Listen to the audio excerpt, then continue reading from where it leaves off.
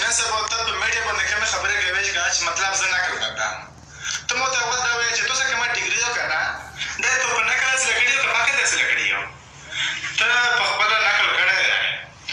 ته دا مه وایې چې زه به نقل وکړم الحمدلله موږ خپل محنت کړی 80% خوري من کړي یو داسې ونه چې کوی موږ نقل نه وو الحمدلله موږ خپله خوري کوو نقل ته مې سوچ نه چې مطلب موږ نقل کوو خو که ته 20% موږ 20% نه وخت مدد وخورو نو ولاکه دا خو څه بده خبره وه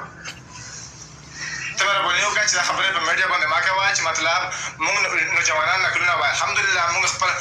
خپل مستقبل ته سبق سوچ سبق ویاو ته کې څه وایې دا هم کې یو خبره پوښتنه وکړه وکړه دا خپله سټډي کوه څوک چاته غڼېږو دې ته وایي چې دا علامه اقبال نه مو پکې خیال شه پاته یې ولګام دا جمهوري ملک دی پوه شوې هر سړي خپله خواخوا څوک چې شی کوي که لغمنه راشه چې زه دوه میکونه چېرته نشته خچله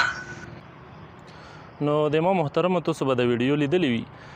دا کاشف کوکیخیل صاحب د هغه چې ته په میډیا باندې ویلي و چې دی پر زه نقل بندونو یو کوشش کوم یو خپل محنت کوم چې دا شی بند کړلی شي چې خلک په خپل عقل باندې او په خپل تر باندې مخکې لاړ شي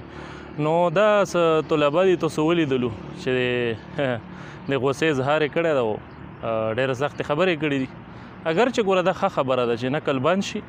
او دا طلبه چې کوم دي دا په خپل عقل باندې په خپل خورې محنت باندې مخکې ورسېږي نو دا به ډېره بهتره وي ډېره به ښه وي ځکه چې د ملک دا مستقبل ده او مستقبل که بیا د جولي ډیګرو والا سره پوتې شي نو بیا خو معامله خرابه ده نو چې په خپل عقل باندې په خپل محنت باندې په خپل صحیح تعلیم باندې مخکې لاړ شي اصلي ډیګري ورته حاصل شي خو ملک هم ترقي وکړي او هغه خبره چې تکړه خلکو لاس له به د پوسټونه لوړ شي نو دا ښه خبره ده چې نقل بند شي السلام علیکم ورحمت الله وبرکاتو